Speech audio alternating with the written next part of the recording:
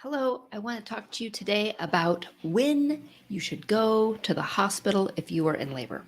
And this is a pretty broad question. My name's Amity, and I am a doula and childbirth educator. And I talk to a lot of parents about this topic. When should you actually go to the hospital, or when do you call the midwives if you're having a home birth? This is a really um, nutty thing because the recommendation is that people come to the hospital at this point that's called 411. And what that means is that the contractions are happening every 4 minutes. There's a new contraction. It means that the contractions, the surges that are happening in someone's body, are happening for about a minute long from the beginning of the surge to the very end of the surge. And that pattern has been happening for about an hour. So that's where the term 411 comes in. And a lot of people have this. But they can still be like, is now the right time? And so there's a few other things that I like to talk about. One is, what if your water breaks? So sometimes people are like, my water broke, but I'm not having any contractions. And if that's the case, if somebody's water breaks and they don't have any contractions, sometimes it's recommended that they call their provider and the provider says, come on in. And if that's the case, I always recommend that people ask, well, what would happen if I come into the hospital?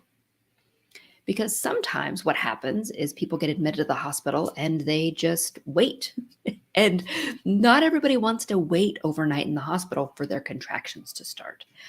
So asking that question, if I come into the hospital, what will happen? So that's one main thing if your water breaks. Definitely check in with your providers. But if they're recommending you come in right away, ask what will happen next. And is that something that you're ready to move forward with? How strong do contractions need to be? This is the other question that can be kind of interesting to talk about is if someone is having contractions and they're happening for a minute and they are happening every 4 minutes and that's been happening for an hour, if the contractions are kind of mild, something like having a contraction now.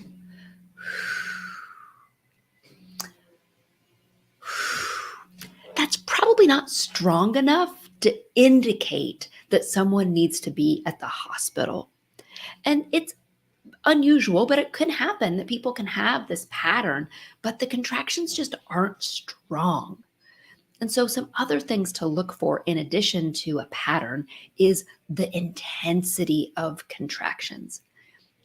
As labor progresses, there is this energy that happens with the laboring person. And that energy gets stronger and stronger. And someone often gets more focused and inward.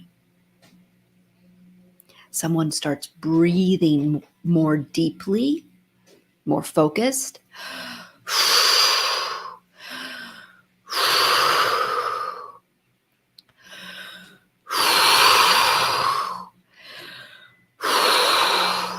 Right? It gets a little uncomfortable for everyone. And it doesn't mean someone's necessarily in pain, but there's an intensity to it.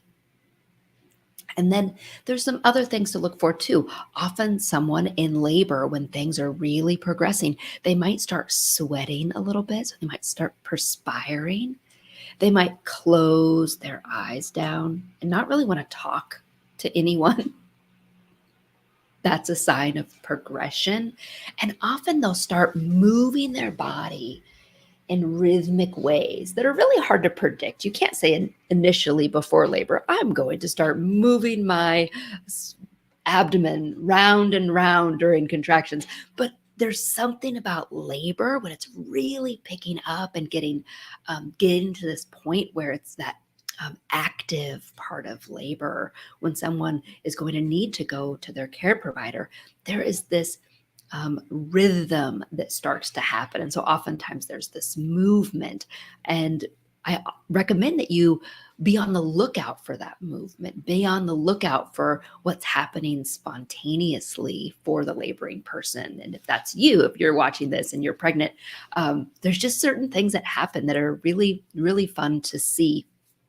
One of my clients in my role as a doula, they didn't do any big gyration or any pattern that was notable from far away. But if you were watching closely, you could see this client hold very still with their body, and their finger was on like a desk or something. I forget, like a chair rail or something, and so their finger was going like this.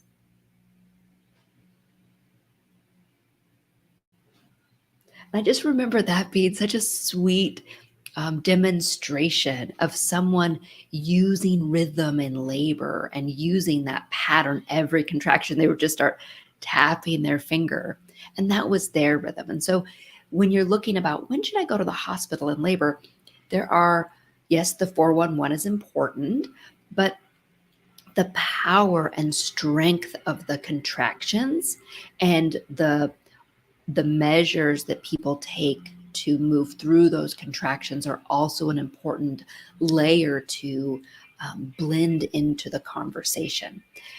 The other thing I want to tell you about is that, you know, some people are going to be in labor and they're going to really have a lot of questions, and they're going to feel uncomfortable without their provider. Um, and this is an important thing to be aware of. If someone is feeling unsafe, regardless of their contraction pattern, and they would feel more comfortable in the hospital, I think that can be an indication that it is an important time to go to the hospital. And so sometimes people are really stuck on that 411 number, but it takes a lot of other factors. How strong are the contractions? How are they coping with the contractions?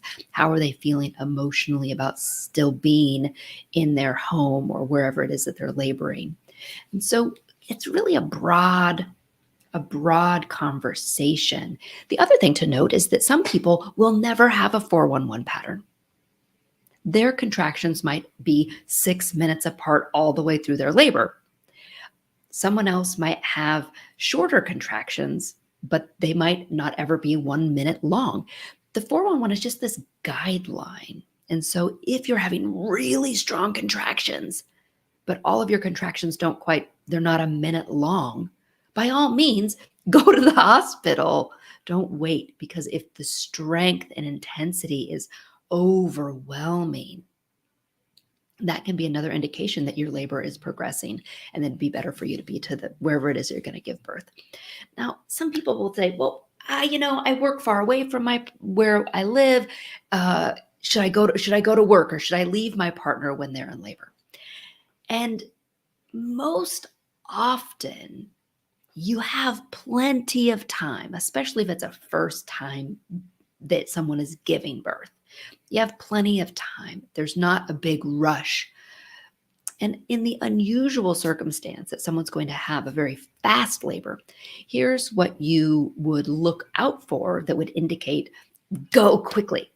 A lot of pressure downwards, and the feeling like the baby is actually in the vagina, and an uncontrollable urge to push a baby out.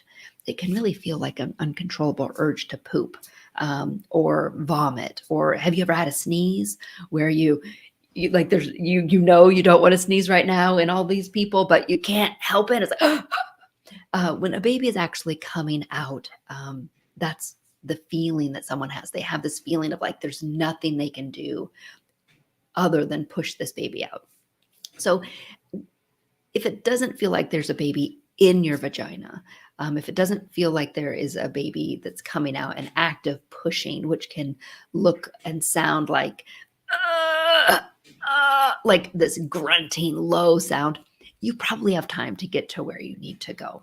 And if you don't have time to get to where you need to go, calling medical professionals to come to you in the form of paramedics, or, dialing 911, I've been to births where they were called and just sat right outside in case they were needed. But most of the time, babies come out and are just fine. They're ready to connect. They're ready to do whatever it is that they need to do when they first come out to start taking their first breaths. So hopefully this is helpful for you. Thank you so much for listening. Have a great day.